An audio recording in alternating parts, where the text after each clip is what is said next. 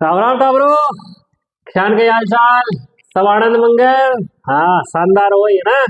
बिल्कुल अब तक देखो आप बहुत कुछ पढ़ चुकिया और मैंने पूरा विश्वास हो कि आप जो नोट्स मैं लिखा रही हूँ वाने प्रॉपर आपकी किताब में आप कॉपी में आप लिख रिया हो और बार बार वाने लिख लिख कर थाने याद कर लेना है, दो चार बार वीडियो ने सुन लेनो है और दो चार बार वाने पढ़ लेनो, काम हो जाए या बाणे कहीं ना आवे और की पढ़ने की जरूरत आपने कौन है। आगे बात समझ में। तो अब आप शुरू करा। देखो पाठ को नाम है सूक्ष्म जीव और मित्र और शत्रु। नाम है सूक्ष्म छोटे हो छोटे हो, हाँ बिल्कुल छोटा सा जीव। ऐसे छोटे जीव दोस्तों जो आपकी आंखों से नहीं दिखाई देते। क्या बात कर रहे हो सर, बिल्कुल कोरोना हुआ अभी। हाँ हाँ कोरोना में तो देखा ही है तुमने, लाशें बिछी थी, बहुत सारे आदमी मरे थे, आसपास आपके भी हुए होंगे दोस्तों। देखो बहुत बड़ी दुर्घटना हुई थी है ना अपने पूरे विश्व के अंदर, भारत में कहीं अपने आसपास इसमें मरे भी लोग थे है ना। तो जो कोरोना जो वायरस था वो भी एक प्रकार का क्या है दोस्तों, सूक्ष्म जीव है। क्या आपको दिखाई देता है? क्या कभी दिखाई देगा कोरोना के वायरस इधर उधर जा रहे हैं आपके? हाँ फोन में वगैरह इधर उधर आपके क्या थोड़े से फोटोज आए होंगे आपके पास जो आपने देखे होंगे कोरोना के, लेकिन आपने कोरोना इन आंखों से नहीं दिखाई दिया होगा दोस्तों। लेकिन किसी न किसी चीज से दिखते होंगे। हाँ बिल्कुल दिखते हैं साहब कि एक उपकरण होता है जिसका नाम है सूक्ष्मदर्शी माइक्रोस्कोप, इनसे आप देखे जा सकते हो। ठीक है, तो यानी ऐसे जो जीव होते हैं जो आपकी आंखों से नहीं दिखाई देते लेकिन उनको देखने के लिए किसकी आवश्यकता पड़ती है, किसी यंत्र या सूक्ष्मदर्शी की आवश्यकता पड़ती है, उन्हें आप क्या कहते हैं, सूक्ष्म जीव कहते हैं दोस्तों। और सूक्ष्म जीव की वैसे 6 कैटेगरी है दोस्तों, लेकिन तुम्हारी बुक्स के हिसाब से यहाँ 4 दी है।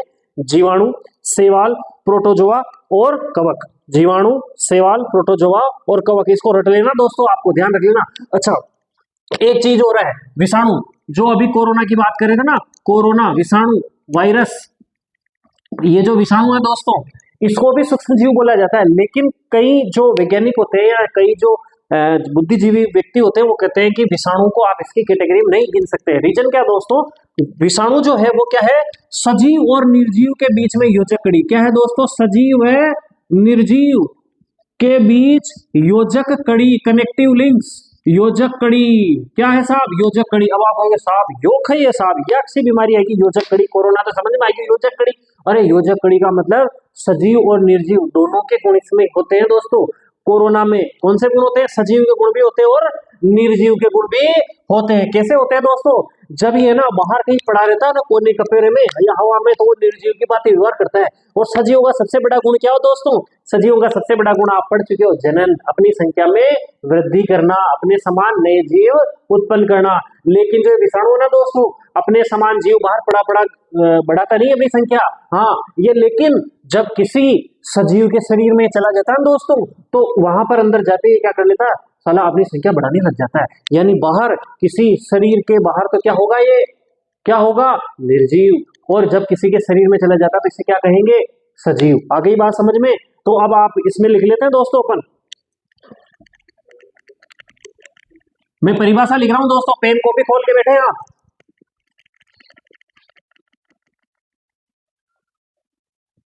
हाँ दोस्तों देखो मैंने यहाँ लिखा है सूक्ष्म जीव की परिभाषा लिख दी है और इनके 4 जो कैटेगरी आपके यहाँ पर डिवाइड की गई वो मैं लिख दी, जीवाणु, कवक, शैवाल और प्रोटोजोआ। और विषाणु के बारे में मैंने कुछ चीजें लिख दी और इससे जो रोग होते हैं इन्फ्लुएंजा और जुकाम है ना, कोरोना वगैरह भी इससे होता है। अभी और पढ़ेंगे अपन इसके बारे में, ठीक है, एक बार इसका स्क्रीनशॉट ले लो आप।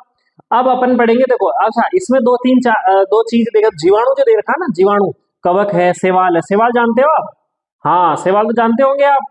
क्या, कहाँ खाजी दिखती, खाजी, हाँ बिल्कुल, बारिश के दिनों में देखी हमने दीवार पे खाजी, हरी हरी रंग की, बिल्कुल वही शैवाल है। हाँ और आपके तालाबों के अंदर भी खाजी देखी होगी ना आपने, वही शैवाल है, समझ गए।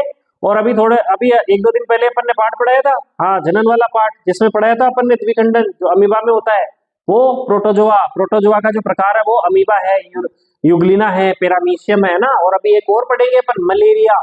मलेरिया जो बीमारी फैलती है ना, प्लाज्मोडियम, उसका रोगजनक होता है, वो भी एक क्या है, प्रोटोजोआ है। अच्छा इसमें कैटेगरी और आती है दोस्तों, माइकोप्लाज्मा। आपने सुना होगा ना गंगा नदी का पानी, गंगा नदी का पानी कभी दोस्तों क्या, हाँ अशुद्ध नहीं होता है। क्यों? क्योंकि उसमें अच्छा पानी को शुद्ध करने वाले होते क्या दोस्तों, जीवाणु। लेकिन जीवाणु को खाने वाले कहलाते जीवाणु भोजी। वो जीवाणु भोजी जो जीव है ना दोस्तों, वो गंगा नदी में पाए जाते हैं, इसलिए गंगा नदी का पानी हमेशा कैसा बना रहता है, शुद्ध बना रहता है। ठीक है, अब इनके और कवक आपने देखा कभी?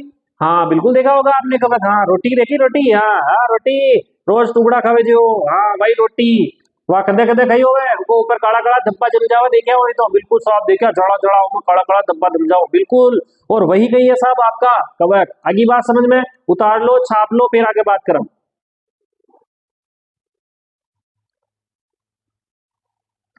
हाँ दोस्तों, अब जो अगला टॉपिक है ना, ये बहुत महत्वपूर्ण टॉपिक है। यहाँ से आपके छोटे प्रश्न भी बनेंगे और बड़ा प्रश्न भी बन सकता है।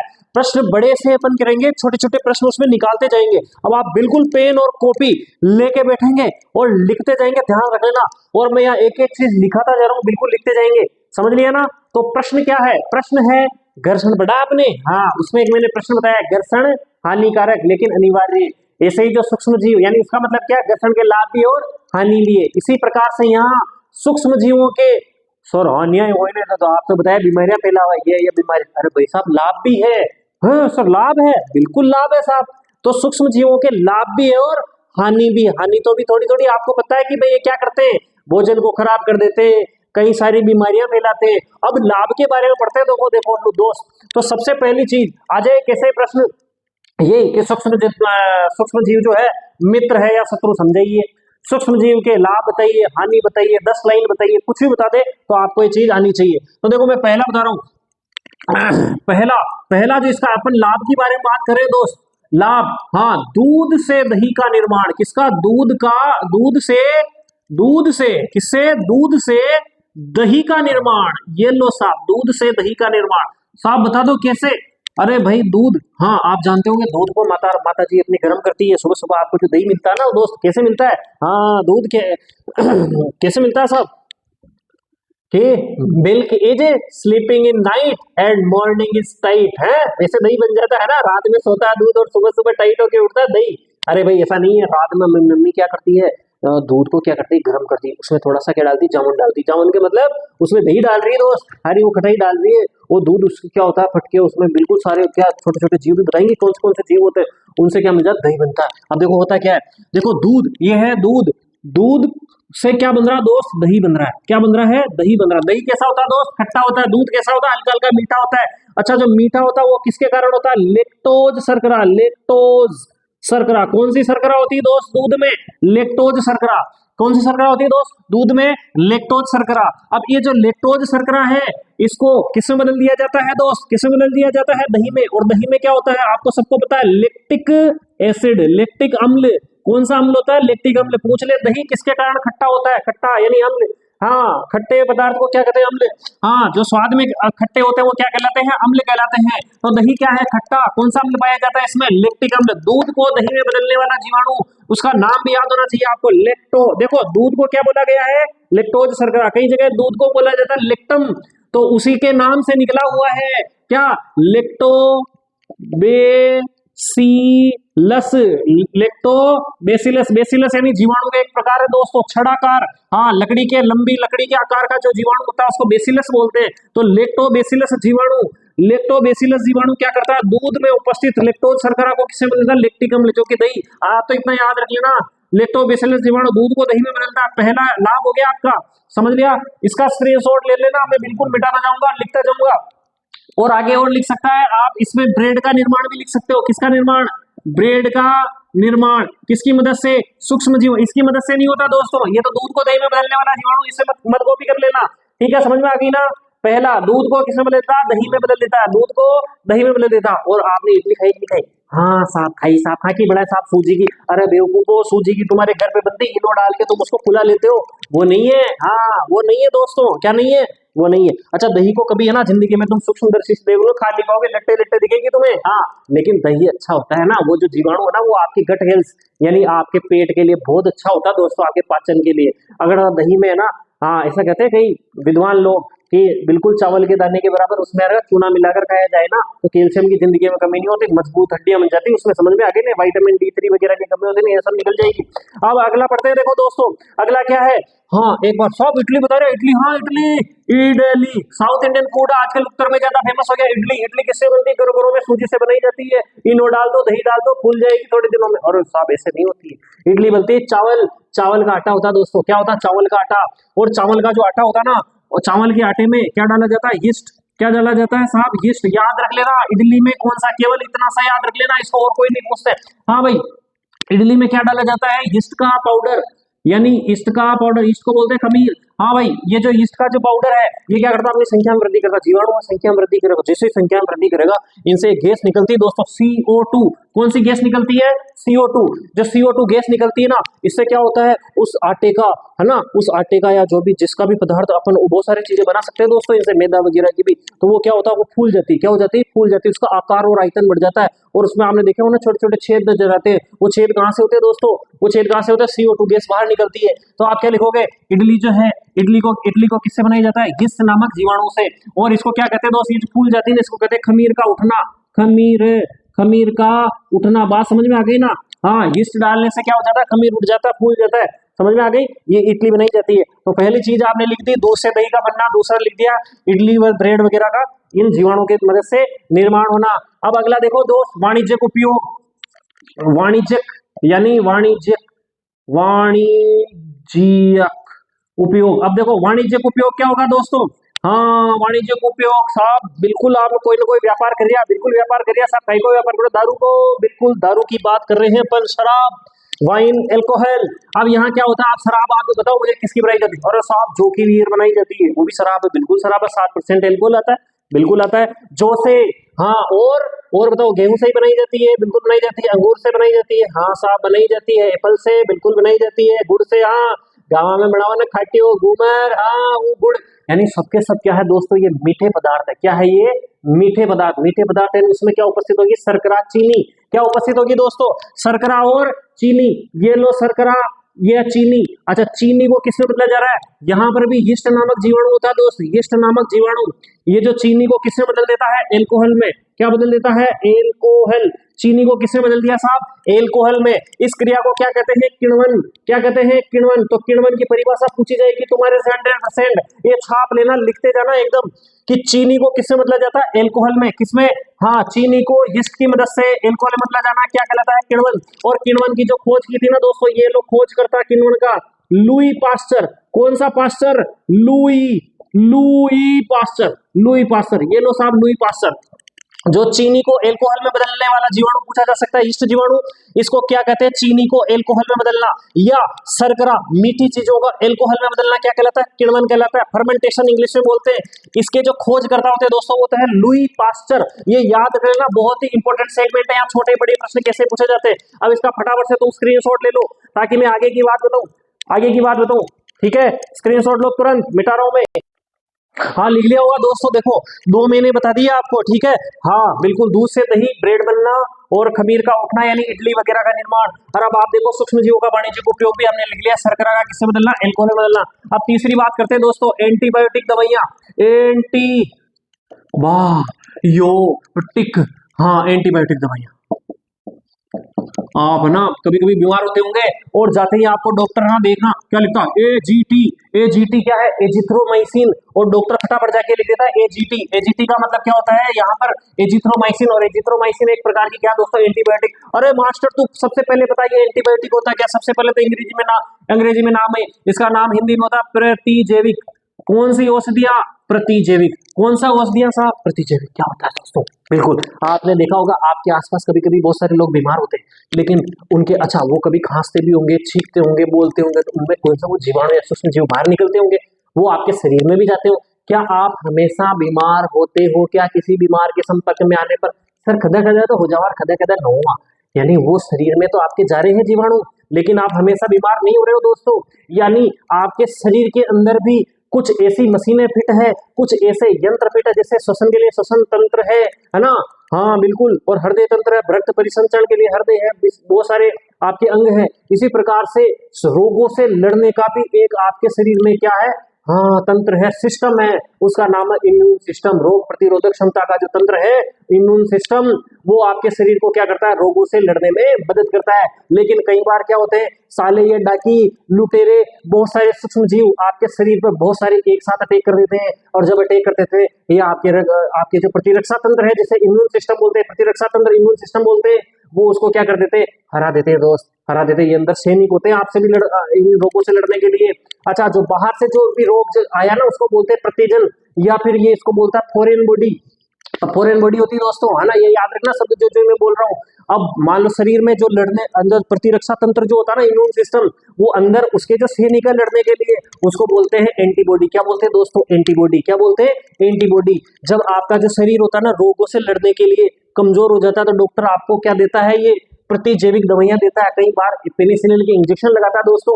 हाँ, वो प्रतिजैविक के आपको दवाइयां इंजेक्शन देता है, जिससे आपके प्रतिरक्षा तंत्र को है ना दोस्तों बाहर से सपोर्ट मिलता है। जैसे आप कहीं लड़ने चले जाओ और आगे से 2-3 आदमी आ जाए और आप अकेले लड़ने नहीं, फिर आप क्या करते हो? ट्रिन ट्रिन आपके दोस्तों को फोन करते हो, आजा राजू, बीरू, अशोक, मेरे को मारने आ रहे। फिर बाहर से तुम आदमी को बुलाते हो अपने दोस्तों को और उनको लड़ा के बाद उनको हरा के भगा देते हो। आ गई बात समझ में? यही एंटीबायोटिक औषधियां हैं। ये क्या करते हैं? आपके शरीर में जो भी सूक्ष्म जीव आए उनकी संख्या को रोक देते हैं दोस्तों। क्या कर देते हैं? संख्या को रोक देते हैं। संख्या को रोक देते हैं, उनको बढ़ने से क्या कर देते हैं? रोक देते हैं। इन्हें कहते हैं आप प्रतिजैविक औषधियां। ऐसी औषधियां जो सूक्ष्म जीवों की संख्या में वृद्धि को रोक देते हैं और उन्हें मार देते हैं और रोगों से हमारी रक्षा करते हैं, उन्हें क्या करते हैं? प्रतिजैविक औषधियां। अब इसमें ध्यान दो ना दोस्त, इनके भी परिभाषा नहीं पूछते हैं। आप यहाँ सुनना मेरी बात, क्या पूछते हैं देखो। हाँ, अलेक्जेंडर फ्लेमिंग, हाँ अलेक लिख दो, अलेक्जेंडर फ्लेमिंग। ये जो है ना अलेक्जेंडर फ्लेमिंग साहब, ये अलेक्जेंडर फ्लेमिंग साहब देवता मानो इनको, देवता। हाँ, एक कवक है दोस्तों, कवक। अपन पूछ रहे ना भाई अपने को सूक्ष्म जीव से लाभ, तो ये जो एंटीबायोटिक दवाइयां आ रही है किसी न किसी सूक्ष्म जीव से आ रही है। तो फर्स्ट पहली बार कोई अगर मान लो एंटीबायोटिक दवाई खोजेगी, उसका नाम है पेनिसिलिन। पेनिसिलिन। हाँ, ये जो एंटीबायोटिक दवाई खोजेगी, किसने खोजी दोस्तों? बहुत इंपॉर्टेंट है, अलेक्जेंडर फ्लेमिंग। कई जगह ए भी लिखा हुआ जा सकता है, कंफ्यूज मत हो जाना भाई, मास्टर को हिंदी नहीं आती, कोई दिक्कत नहीं। तो आपको याद रख लेना अलेक्जेंडर फ्लेमिंग। इस कौन सी एंटीबायोटिक की दवाई की आविष्कार किया? पेनिसिलिन। कहां से मिला? कवक। अच्छा, इस कवक का नाम जानना चाहते होगा? बिल्कुल बता देते हैं, पेनिसिलिन नोटेटम। Penicillin notatum. हाँ, ये कवक है पेनिसिलिन नोटेटम। इस कवक से ये दवाई निकाली गई, पेनिसिलिन, और आपको एंटीबायोटिक। अच्छा, कुछ एंटीबायोटिक दवाइयों के नाम भी पूछे जाते हैं, जैसे स्ट्रेप्टोमाइसिन है ना। कौन कौन सी दोस्तों? स्ट्रेप्टोमाइसिन है, टेट्रासाइक्लिन है, एरिथ्रोमाइसिन। हाँ, तो ये मैं लिख देता हूं दोस्तों, स्ट्रेप्टोमाइसिन, एजिथ्रोमाइसिन। एक बार इसको ऐसे ही छाप लो दोस्तों। एंटीबायोटिक दवाइयों को आप क्या लिखोगे? ऐसी दवाइयां जो सूक्ष्म जीवों की वृद्धि को रोक देते हैं और हमें रोगों से रक्षा करते हैं, उन्हें क्या कहते हैं? एंटीबायोटिक दवाइयां और प्रतिजैविक कहते हैं। हाँ, ये सबसे ज्यादा इंपॉर्टेंट दोस्तों, ऐसा छोटा प्रश्न भी बन सकता है कि पहली एंटीबायोटिक दवाई कौन सी थी? पेनिसिलिन। कौन सी दोस्तों? पेनिसिलिन। कौन सी दोस्तों? पेनिसिलिन। और किसने आविष्कार किया या किसने बनाया इसको? अलेक्जेंडर फ्लेमिंग ने। अलेक्जेंडर फ्लेमिंग ने किससे बनाया? कवक से। कौन से सूक्ष्म जीव से बनाया? कवक से। उसका नाम क्या? Penicillin notatum. अब इसको छाप लो दोस्तों एक बार। हाँ, और ये पूछ लेते कभी कभी स्ट्रेप्टोमाइसिन और एजिथ्रोमाइसिन, ठीक है, ये नाम पूछ लेते कभी कभी एंटीबायोटिक दवाइयों के नाम। हाँ, तो इसको स्क्रीनशॉट ले लो, मैं मिटा रहा हूं।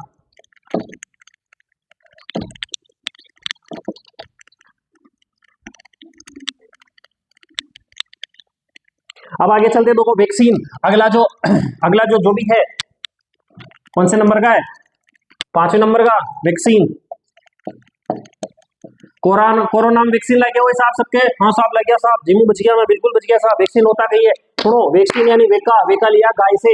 हाँ, गाय में सबसे पहले जो चेचक, हाँ भाई, एक ग्वाले पे पहले चेचक फैला था दोस्तों, चेचक। लेकिन देखा गया कि गाय पालने वाले में चेचक नहीं फैला गया था। क्यों? क्योंकि चेचक के जो उनके थे क्या वायरस थोड़े क्या उस ग्वाले में चले गए और वो अंदर जाते क्या होता, अभी बताया मैंने आपको। हाँ, फॉरेन बॉडी, जब भी कोई अंदर जाता है ना शरीर के, कोई भी रोगजनक, तो अंदर के जो आपका इम्यून सिस्टम होता है ना, प्रतिरक्षा तंत्र, वो उसको क्या समझ लेता? फॉरेन बॉडी, यानी बाहर से कोई आया हुआ आक्रमण करने वाला आदमी दिखता है ये, तो उसको क्या करते हैं? अंदर के जो सैनिक होते हैं उससे लड़ते और उसको मार देते, और फिर उसमें क्या हो जाती है? उसको पहचान हो जाती है। और जब वो उसी प्रकार का वायरस या जीवाणु कोई भी सूक्ष्म जीव आपके शरीर में जाता है ना दोस्तों, उसको वो जो फॉरेन बॉडी के जो अंदर तैयार हुए थे ना सैनिक, उसके प्रतिरक्षा तंत्र के, जिससे आपने एंटीबॉडी कहा था, वो एंटीबॉडी उसको पहचान लेती है, एंटीजन को, और उसको मार को वहीं खत्म कर देती है दोस्तों। और यही वैक्सीन का है। अब आप सुनो वैक्सीन क्या होता है। जैसे अब कोरोना फैला ना दोस्तों, तो कोरोना में क्या हुआ था कि हाँ, अपने वैज्ञानिकों ने क्या, कोरोना का वायरस को पकड़ा और कोरोना के वायरस को मारा या निष्क्रिय किया।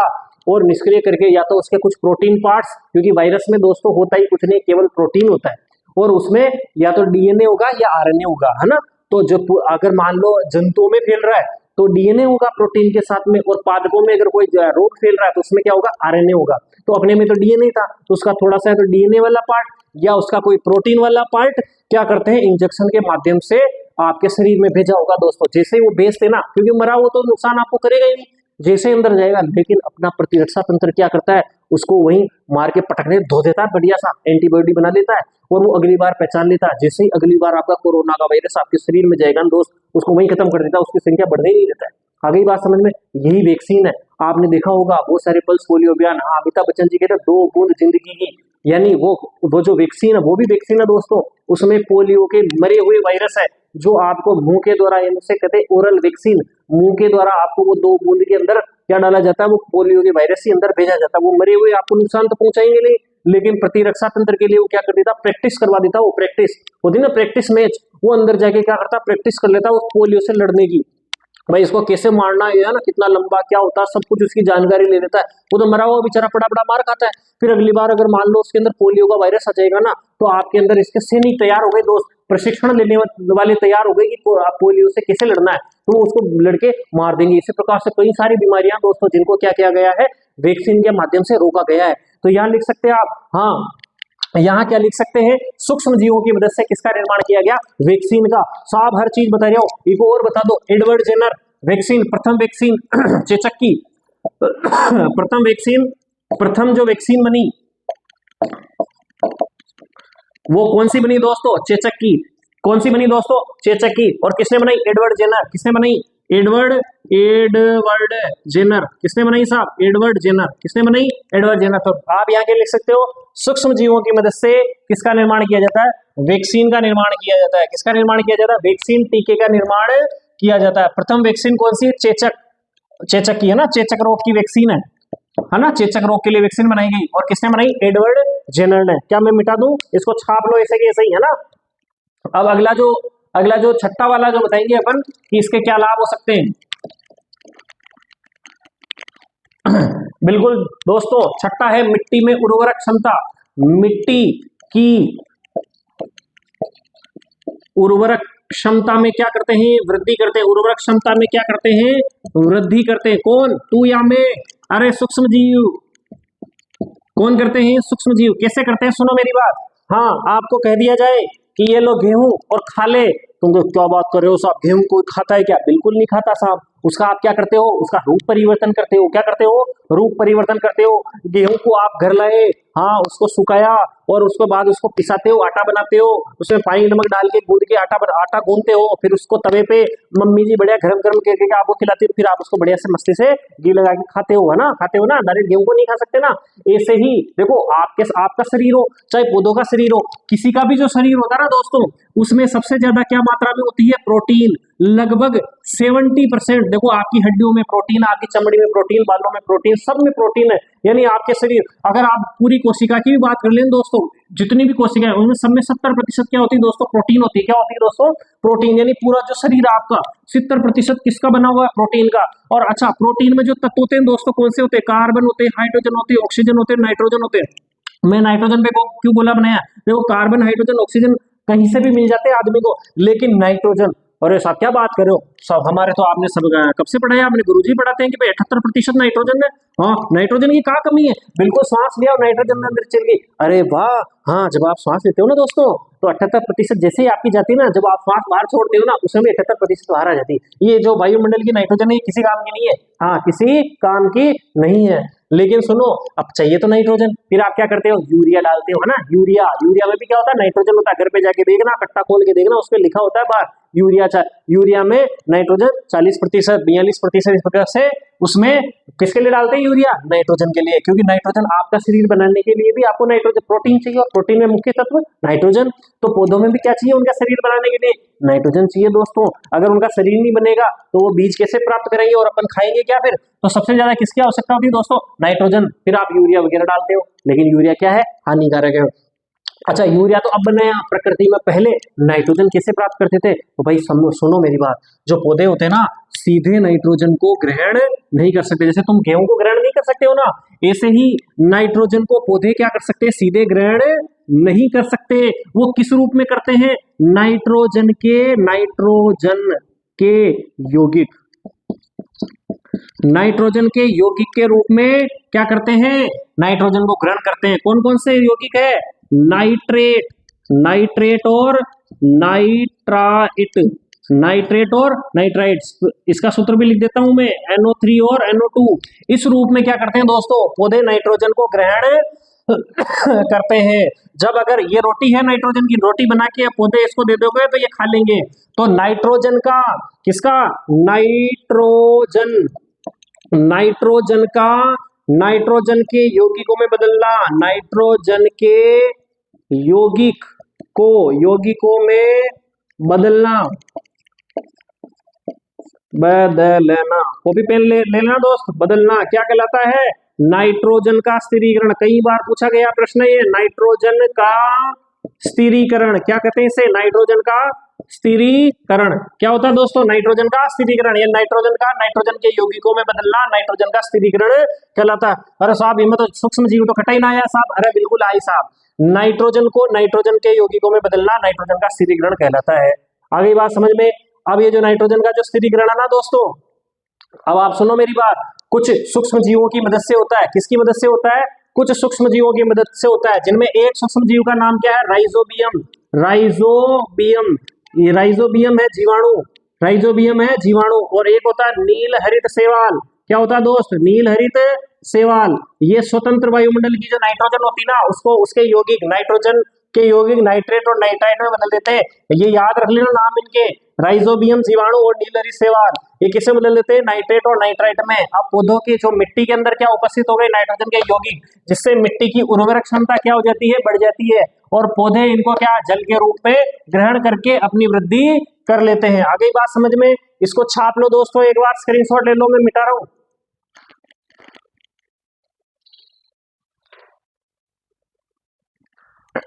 मिटा दूं, ओके।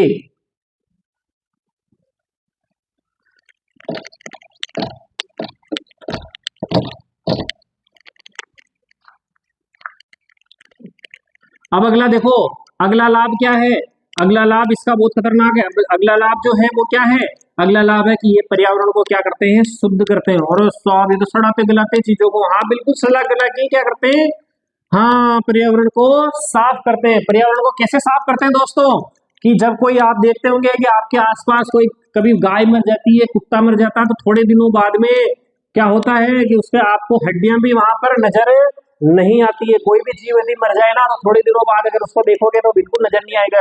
नहीं नहीं सर, उसको तो कुत्ते खा जाते हैं, मान लो गाय मर गई हो कोई या कुत्ता मर गया हो तो, अरे बेटा कुत्ता खाएगा तो थोड़ा थोड़ा ऊपर से खा जाएगा, सारा थोड़ी खाएगा। लेकिन थोड़े दिनों बाद आप जाओगे ना, तो वहां पे उसका निशान भी नहीं मिलेगा। क्यों, क्योंकि आप कुछ छोटे छोटे जो जीव आते हैं ना, उनको खा के विघटन कर देते हैं, उनको छोटे छोटे टुकड़ों रूप के फूल के जो भी चीजें होती है वो मिट्टी में मिला के उसको खत्म कर देते, खा जाते हैं वो। यानी मरे हुए जो जीव है, मृत जीवों।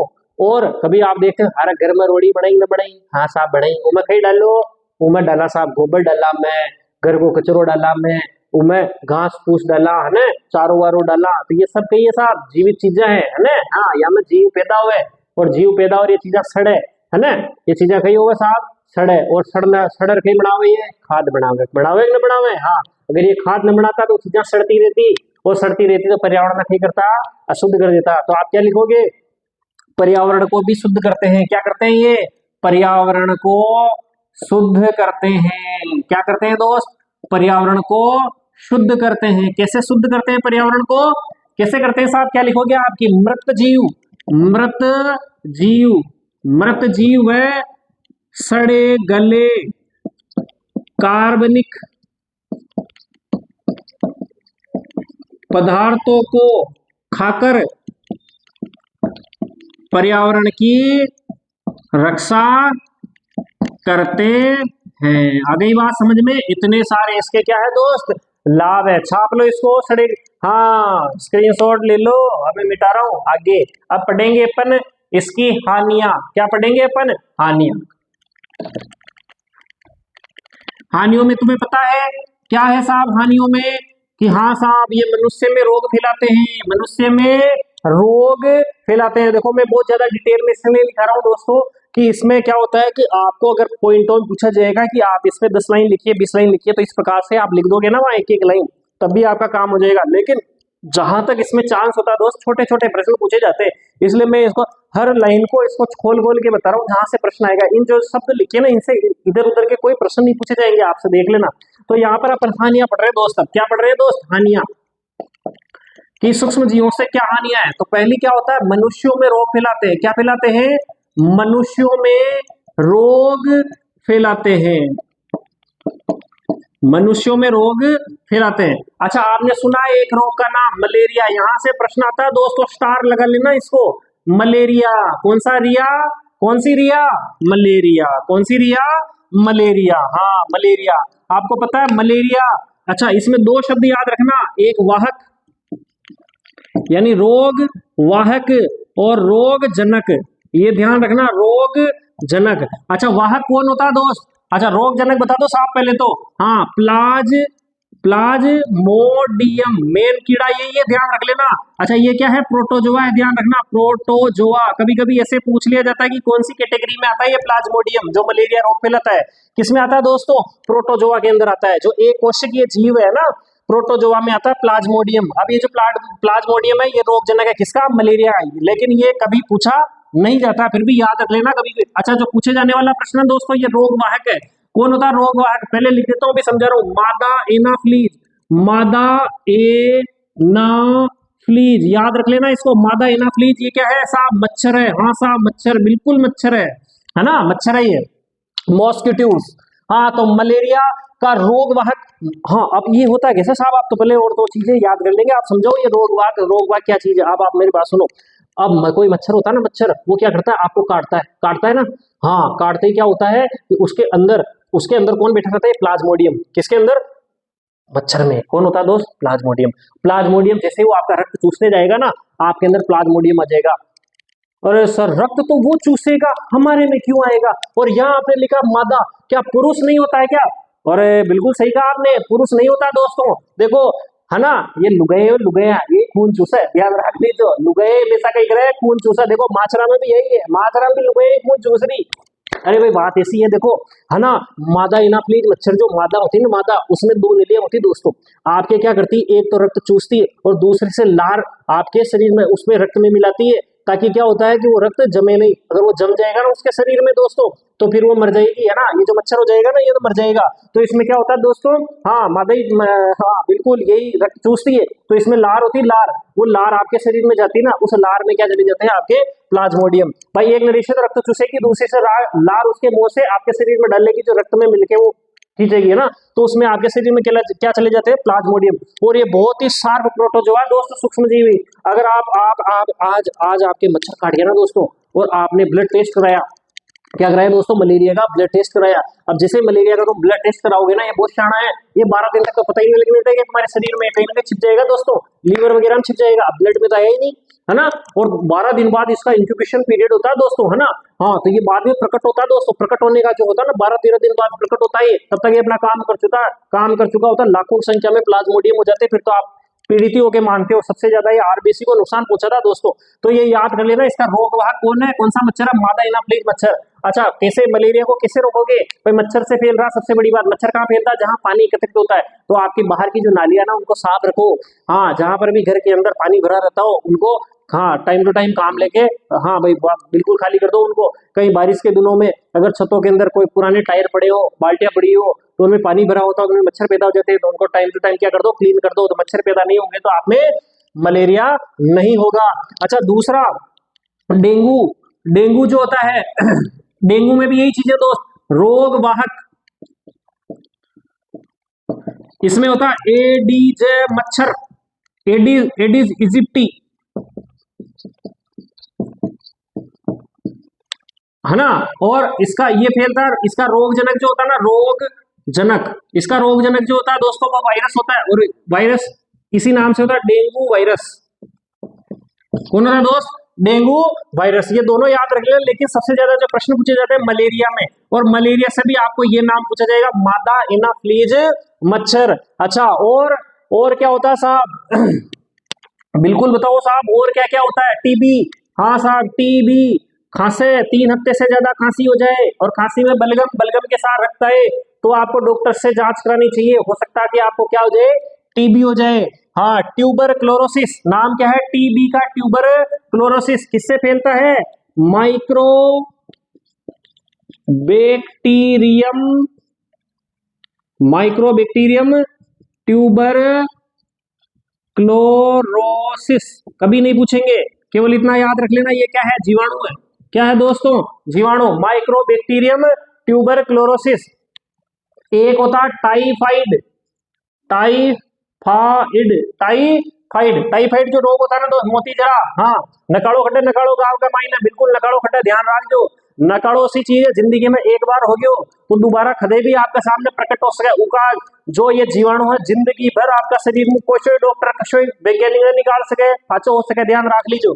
तो ध्यान रख लो, एक टाइफाइड है ना, पानी छान के पिए, गर्म करके पिए, शुद्ध पिए, अच्छे अच्छे तरीके से साफ सफाई रखे। टाइफाइड जो टाइफाइड है वो किससे फैलता है? सोलमोनेला, सोलमोनेला। कौन सा नेला? सोलमोनेला। टाइफी, टाइफी, ये भी क्या है दोस्तों? जीवाणु है। क्या है? जीवाणु। ये सारे किसमें रोग होते हैं? मनुष्य में। तो आपने लिखा मनुष्य में रोग फैलाते हैं, दो चार आप उदाहरण दे सकते हो, लेकिन यहां से ही प्रश्न पूछा जाएगा दोस्तों। एक बार इसका स्क्रीनशॉट ले लो, फिर अपन क्या करते हैं, आगे चल रहे हैं दोस्तों। अच्छा, इसमें एक चीज और है दोस्तों आपकी किताब में, संचरणीय रोग और असंचरणीय रोग। कौन कौन है? संचरणीय और असंचरणीय। संचरणीय का मतलब क्या होता है दोस्त? आप देखते होंगे कई रोग जो ऐसे होते हैं, जो आप जैसे मान लो क्या कर रहे हैं, जैसे कोरोना फैला ना दोस्त, हाँ, अभी बोला कि आपने मास्क लगाया, मास्क क्यों लगाया? क्योंकि आप बोलोगे तो कोरोना के वायरस बाहर जाएंगे, सांस निकलेगी, छींकेंगे, खांसेंगे, तो उससे क्या होगा? कोरोना के बाहर वायरस बाहर जाएंगे। यानी कुछ रोग ऐसे होते हैं दोस्तों जो एक व्यक्ति से दूसरे व्यक्ति में, चाहे वो हवा के माध्यम से फैलो, चाहे जल के माध्यम से फैलो, चाहे छूने के माध्यम से फैलो, कैसे भी अगर फैल रहे हैं एक से दूसरे में, वो क्या कहलाते हैं? संचरणीय रोग कहलाते हैं। जैसे जुकाम, खांसी, कोरोना, ये सब के सब, टीबी वगैरह ना। और कुछ रोग ऐसे होते हैं दोस्त जो किसी के छूने या खींचने खांसने से नहीं फैलते। जैसे कि कैंसर, अगर किसी को कैंसर है ना दोस्त, तो दूसरे उसके पास से बैठने से, उसके साथ अगर रहने से, छींकने, अगर वो छींक रहा, खांस रहा, तो उससे आपको कैंसर नहीं होगा। ध्यान रख लेना। समझ में आ गई ना बात? तो इसको मिटा रहा हूं मैं दोस्तों एक बार। तो ये हानियां है आपकी। अब दूसरी क्या हानि दोस्त? हाँ, जैसे कि मनुष्य में रोग फैलाए, तो ये किसमें फैलाएंगे दोस्त? पौधों में भी रोग फैलाएंगे। किसमें फैलाएंगे दोस्त? पौधों में। किसमें रोग फैलाएंगे? पौधों में। तो पौधों में भी रोग उत्पन्न करते हैं। दूसरा लिख देंगे, पौधों में रोग उत्पन्न करते हैं। पौधों में रोग उत्पन्न करते हैं। पौधों में कौन कौन से रोग उत्पन्न करते हैं? बहुत सारे रोग उत्पन्न करते हैं दोस्तों। जैसे नींबू का कैंकर, नींबू का कैंकर, नींबू, कौन सा? नींबू का कैंकर, है ना। कैंकर मतलब यही कैंसर होता है। ये किससे फैलता है दोस्त? जीवाणु। किससे फैलता है? जीवाणु। और जीवाणु का नाम क्या है? Citrus canker, citrus canker. ठीक है, ये जीवाणु याद रख लेना आप। दूसरा क्या होता है दोस्त? गेहूं का रस्ट। बहुत सारा रस्ट होता है, गेहूं, हाँ, गेहूं का रस्ट रोग। गेहूं का जो रस्ट रोग है दोस्त, ये कवक से फैलता है। किससे फैलता है दोस्त? कवक से, है ना। एल्ब्यूगा कैंडिडा नामक कवक है, एल्ब्यूगा कैंडिडा, इतना याद करने की जरूरत नहीं है। गेहूं का रस्ट रोग। और एक किताब में आपके दे रखा है भिंडी का पित्त रोग, भिंडी का पित्त रोग, यानी पीली पड़ जाती है, पित्त रोग। ये किससे फैलता है? पौधों में रोग उत्पन्न करता है। अच्छा, पौधों में रोग उत्पन्न करेंगे तो किसमें रोग उत्पन्न और करेगा ये? हाँ, जंतुओं में। जंतुओं में रोग उत्पन्न करता है। जंतुओं में रोग उत्पन्न करता है। एंथ्रेक्स, कौन सा रोग होता है? एंथ्रेक्स। और दूसरा हाथी पांव, यानी FMD, फुट माउथ डिजीज, है ना।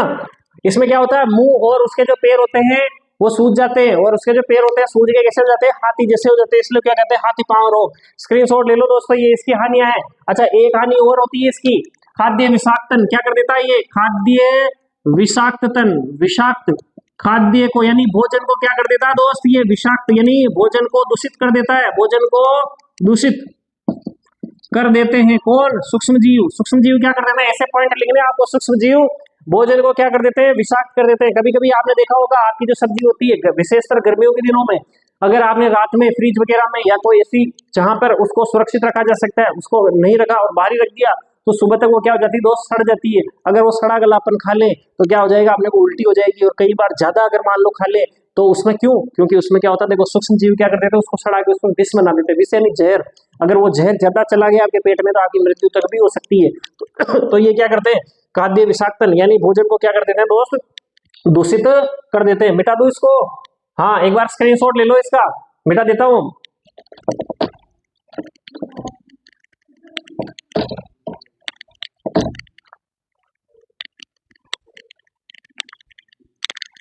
अच्छा अभी आपने पढ़ा, देखो भोजन को ये क्या कर देते हैं, विषाक्त कर देते हैं, भोजन को ये विषाक्त कर देते हैं। अच्छा भोजन को जो विषाक्त कर देते हैं दोस्त, तो अपन भी कुछ टेक्निक लगाते हैं। क्या लगाते हैं साहब कि हाँ भोजन को अपन क्या कर सकते हैं साहब, जैसे दूध आया, दूध आते ही मम्मी क्या कर देती है, उसको स्टोव पे गर्म कर देती है या गैस पे गर्म कर देती है, किसी के चूल्हा होगा तो चूल्हे पे गर्म कर देती है ना, गर्म कर देती है। या किसी के घर में फ्रीज होना तो कुछ वस्तुओं को अपन क्या कर देते हैं, जैसे सब्जी हो गई या फिर दूध वगैरह हो गया, तो उसको अपन क्या कर देते हैं, फ्रीज में रख देते हैं, यानी किसी चीज को गर्म करके और ठंडा करके उसकी रक्षा कर सकते हैं। मैं क्या बोल रहा हूँ, उनकी रक्षा कर सकते हैं, उसका परिरक्षण कर सकते हैं। क्या कर सकते हैं, परिरक्षण कर सकते हैं। और आपने देखा होगा कई जो लोग हैं मछली वगैरह इस प्रकार से खाते हैं, या फिर जैसे कई आंवला है, इमली है ना, ये आंवला और इमली को आप रख दो तो थोड़े दिनों बाद वो खराब हो जाएगी, लेकिन उस पे आप क्या डाल दो, उसको धूप में थोड़ा सुखा के नमक डाल के, नमक छिड़क के रख दो। नमक से क्या होगा, उसके अंदर का जो अवशोषित जो जल तत्व है वो बाहर आ जाएगा। जिससे जल तत्व बाहर आएगा ना दोस्त, अब उसमें सूक्ष्म जीवों की वृद्धि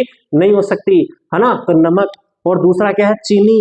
चीनी आपने देखा होगा ना, चीनी के आपने कई मान लो इस प्रकार से आपने स्क्वेश वगैरह, जेम जेली वगैरह देखा होगा, ये इसमें चीनी डालते हैं दोस्त। और भी बताओ आप, चाशनी होता है, चाशनी जैसे गुलाब जामुन हो गया आपका है ना, रसगुल्ले हो गए, इनको आप चाशनी में रखते हो। अच्छा चाशनी में क्यों रखते हैं दोस्त, ताकि इसमें सूक्ष्म जीवों की वृद्धि नहीं हो और ये खराब नहीं हो।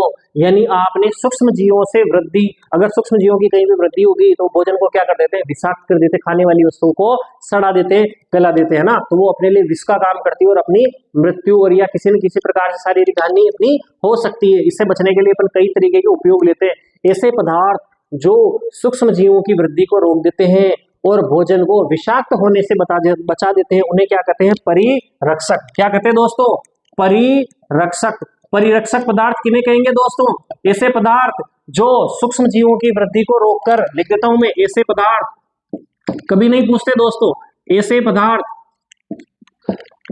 जो सूक्ष्म जीवों की वृद्धि को रोक कर, सूक्ष्म जीवों की वृद्धि को रोककर भोजन को खराब होने से बचाते हैं, उन्हें क्या कहते हैं, वह परिरक्षक पदार्थ कहते हैं। क्या कहते हैं, परिरक्षक पदार्थ। अच्छा किस किस से परिरक्षक होता है, अभी लिखा आपने, नमक द्वारा परिरक्षण। इतने केवल अब इसके नाम याद करने दोस्तों, आपको पूछे जाएंगे परिरक्षक के नाम बताइए, तो क्या होगा, नमक द्वारा परिरक्षण। नमक द्वारा परिरक्षण क्या है, नमक द्वारा परिरक्षण। दूसरा आपने अभी क्या लिखा, चीनी द्वारा परिरक्षण, चीनी द्वारा परिरक्षण, चीनी द्वारा परिरक्षण। हाँ आपके अचार देखा, अचार, बिल्कुल अचार देखा होगा, मम्मी किस में गलाती है अचार को, बिल्कुल तेल में गलाती है। तेल में क्यों गलाती है, उसमें मजा थोड़ी आता तेल में गलाने से, तेल में इसलिए गलाती है दोस्तों, क्यों, क्योंकि उसमें सूक्ष्म जीवों की वृद्धि नहीं होगी। तेल भी क्या है, एक प्रकार का परिरक्षक है। आपने देखा होगा अचार का, अगर थोड़ी सी, अगर मान लो आपने किसी की भी केरी वगैरह का अचार डाला हो ना, उसका थोड़ा सा भाग भी अगर उस तेल से ऊपर आ जाए ना, तो उसमें फफूंद जम जाती है। क्या जम जाती है दोस्तों, फफूंद यानी कवक, सूक्ष्म जीवी है ना, आपने पढ़ा भी। हाँ, और बहुत सारी बार उसके जो जिस पात्र में वो रखा होता है ना, चारों तरफ अगर थोड़ा बहुत भी अचार का अंश रह जाता ना, तो उसमें कवक जम जाती, काले काले धब्बे पड़ जाते हैं दोस्तों, तो उसको वो खराब कर देते। तो तेल भी एक प्रकार का क्या है, परिरक्षक। अगर तेल नहीं हो तो अचार टाइम पे सही नहीं होगा, है ना। तेल, तेल, और उसके साथ में क्या डालते हैं दोस्त, सिरका। तेल व सिरका, सिरका क्या होता है साहब, एसिटिक अम्ल। सिरके में क्या होता है, 5% एसिटिक अम्ल का विलयन क्या कहलाता है, सिरका। क्या कहलाता है दोस्त, सिरका। सिरका, सिरके द्वारा परिरक्षण। ये लो साहब, तेल और सिरके द्वारा परिरक्षण, इतने समझ में आ गई। अच्छा चौथी चीज, गर्म व ठंडा करना, ठंडा करके परिरक्षण, ठंडा करके परिरक्षण। दूध आया, दूध को क्या कर दिया, गर्म कर दिया, या किसी चीज को फ्रिज में रख दिया तो क्या हो जाएगा, सुरक्षा। अच्छा एक शब्द और आता है, पाश्चुरीकरण। पाश्चुरीकरण, पाश्चुरीकरण आप देखते होंगे ना कभी कभी डेयरी पे, डेयरी की जो थैलियां मिलती है, सरस डेयरी वगैरह, इनकी थैलियों पे लिखा होता है पाश्चुरीकृत दूध। उसका मतलब क्या होता है दोस्तों? पाश्चुरीकृत का मतलब होता है उस दूध को क्या किया गया है 70 डिग्री सेंटीग्रेड ताप पर, कितना 70 डिग्री सेंटीग्रेड ताप पर 10 से 15 मिनट गर्म करके एकदम से ठंडा कर दिया जाता है, और जिससे उनकी क्या हो जाती है सूक्ष्म जीवों की वृद्धि रुक जाती है और वो 2-3 दिन तक खराब नहीं होता। पाश्चुरीकरण में आप लिख लेंगे कि 70 डिग्री सेंटीग्रेड ताप पर 10 से 15 सेकंड तक किसी द्रव को गर्म करके एकदम ठंडा, या यूं लिख दो गर्म करके ठंडा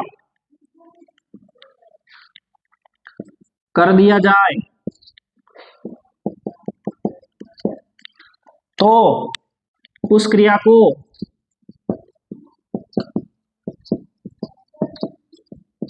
पाश्चुरीकरण कहते हैं। और ये क्या कर देती है सूक्ष्म जीवों की वृद्धि को रोक देती है। आगे बात समझ में? ठीक है। अब आगे एक चीज और है क्या कि रासायनिक उपाय, कुछ ना कुछ क्या होते हैं रासायनिक उपाय होते हैं। सोडियम बेंजोइट रासायनिक पदार्थ भी होते हैं, कुछ रासायनिक पदार्थ, ये इस पे स्टार लगा लेना दोस्तों। ये पूछा जाता है बहुत सारी बार कि रासायनिक पदार्थ परिरक्षक, रासायनिक परिरक्षक पदार्थ, या लिख लो रासायनिक परिरक्षक पदार्थ, परिरक्षक पदार्थ कौन से? सोडियम मेटाबाइसल्फाइड, सोडियम मेटाबाइसल्फाइड और सोडियम बेंजोइट।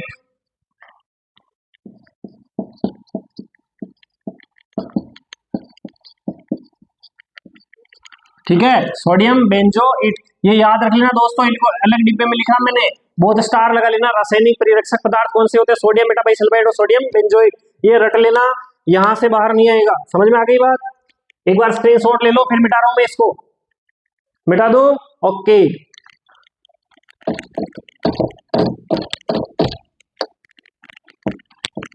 अब अगला जो टॉपिक है आपका नाइट्रोजन चक्र। कौन सा चक्र? नाइट्रोजन चक्र। हाँ, वायुमंडल में नाइट्रोजन कितने प्रतिशत होती है? 78%। कितने प्रतिशत होती है? 78, 78%। अभी आपने देखा कि आपके शरीर में भी प्रोटीन है, पौधों के शरीर में प्रोटीन, और प्रोटीन भी कम नहीं है, 70% प्रोटीन है, और 70% प्रोटीन में किसकी आवश्यकता होती है? नाइट्रोजन की।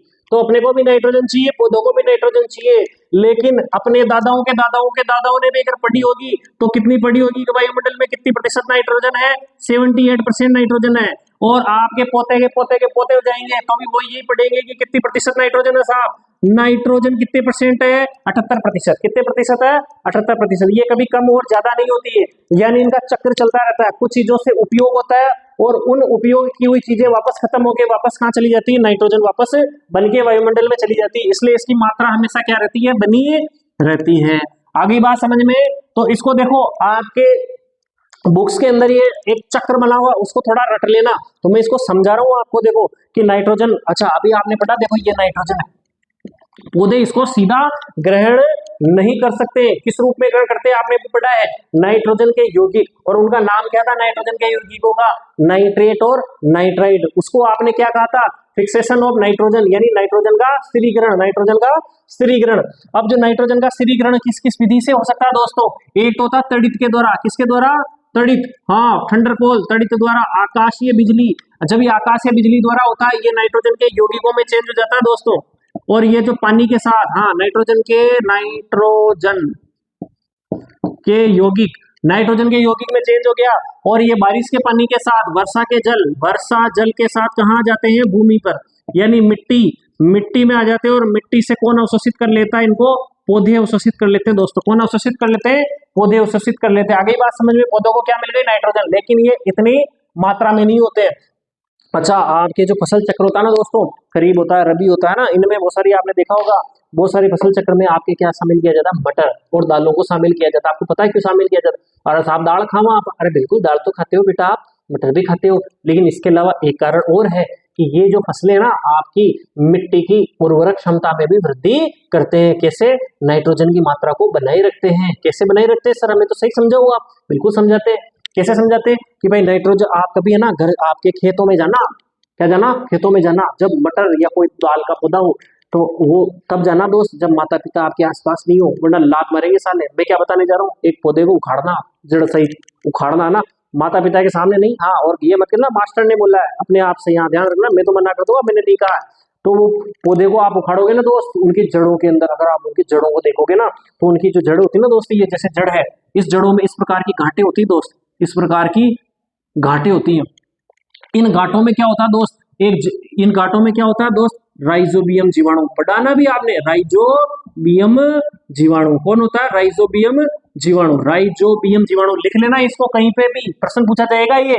हाँ, और जितने भी ये मटर कुल के पौधे होते हैं ना दोस्त, मटर कुल यानी दालें वगैरह, इन सबको बोला जाता है लेग्यूमिनेसी कुल। लेग्यूमिनेसी कुल, लेग्यूमिनेसी कुल के जो पौधे होते हैं दोस्त, जितने भी दालें वगैरह हो गई या मटर हो गया, है ना, तो इनके जड़ों में क्या पाया जाता है? गांठें पाई जाती है। और इन गांठों में क्या उपस्थित रहता है? राइजोबियम जीवाणु। ये जो राइजोबियम जीवाणु है ना दोस्त, ये इस नाइट्रोजन को, स्वतंत्र नाइट्रोजन को, ये राइजोबियम जीवाणु क्या करते हैं? ये क्या करते हैं दोस्त? किसमें बदल देते हैं?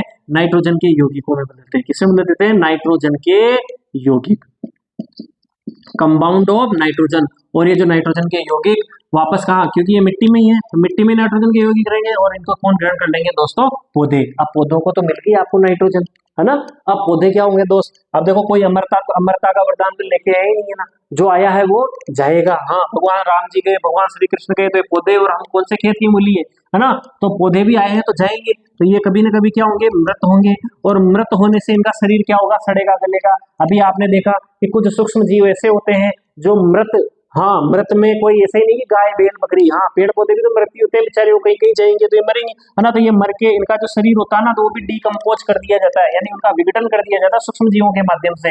और वापस, क्योंकि इनका शरीर में क्या है? प्रोटीन। क्या है? प्रोटीन। और प्रोटीन में क्या है? नाइट्रोजन। नाइट्रोजन के यौगिक है ना, तो वापस अब ये नाइट्रोजन के यौगिकों को ये क्या करते हैं दोस्त? ये जो मृत हो जाते हैं, तो नाइट्रोजन के यौगिक, नाइट्रोजन के यौगिकों को वापस किसमें बदल दिया जाता है? नाइट्रोजन में बदल दिया जाता है। इसी प्रकार जितने भी जीव है दोस्त, वो जब मृत होते हैं ना, तो वो मृत जो होते हैं, कुछ सूक्ष्म जीव क्या करते हैं? उनकी बॉडी का विघटन कर देते हैं, और विघटन करके वापस इनसे नाइट्रोजन निकाल के और कहाँ छोड़ देते हैं? प्रकृति में। इसी हिसाब से प्रकृति में क्या है? नाइट्रोजन की मात्रा बनी रहती है दोस्तों, आती है और बनती है। क्या चलता रहता है दोस्तों? चक्र चलता रहता है। इसे ही आप नाइट्रोजन का चक्र कहते हैं। इसको एक बार इस प्रकार से छाप लीजिए, बढ़िया आपकी किताब के अंदर एक बढ़िया चिहा। कभी वैसे पूछने जाने वाला छोटा मोटा प्रश्न पूछते, फिर भी अगर मान लो लुगाई से लड़के आ गया तो पूछ ले, तो आपके दिमाग में होनी चाहिए क्या क्या चीजें नहीं है। तो देखो दोस्तों, जो भी इस पार्ट में इंपोर्टेंट था ना, इस पार्ट में आप है ना छोटे छोटे टुकड़ों में करके पढ़ो। जैसे आप लाभ पढ़ रहे हो ना, एक एक चीज दिमाग में बैठा, दूध से दही, लेकिन उसमें पढ़ो दूध से दही में कौन सा जीवाणु है। सबसे पहले तो याद रखो भाई, जीवाणु है, और जीवाणु का नाम याद रखो, लैक्टोबैसिलस जीवाणु। फिर आपने पढ़ा, आपने भाई एल्कोहल है ना, शर्करा को एल्कोहल में बदला, तो परिभाषा याद करो आप कि शर्करा को एल्कोहल में बदलना क्या कहलाता है? किण्वन कहलाता है ना। और किण्वन की खोज लुई पास्चर ने की थी। इस प्रकार से एंटीबायोटिक, पहली एंटीबायोटिक कौन सी है और किसने बनाई है ना? पेनिसिलिन। और इसके बाद में पहला, फिर टीके की बात है, पहला टीका किसने बनाया और किसका बना, है ना। इस प्रकार से तो आपको याद करने दोस्तों। और ये मैंने राइजोबियम वगैरह ये चीजें बताई, और आपको एक इसमें मादा एनाफिलीज वाली बात बताई, वो आपको याद रखना है। तो ये पूरा पार्ट अपना आज खत्म होता है दोस्तों, है ना। देखो मेरे हिसाब से मैंने 100% आपके सामने दे रहा हूँ, तो मैं भी उम्मीद करता हूँ कि आप भी बढ़िया घर पे पढ़ाई करें दोस्तों, और ये वीडियो को अधिक से अधिक लोगों तक शेयर करें, देखो, है ना, लाइक और सब्सक्राइब करें। ओके, पसंद आया हो तो कमेंट में लिख देना जय श्री राम। ओके, राम राम भाइयों। Okay, bye.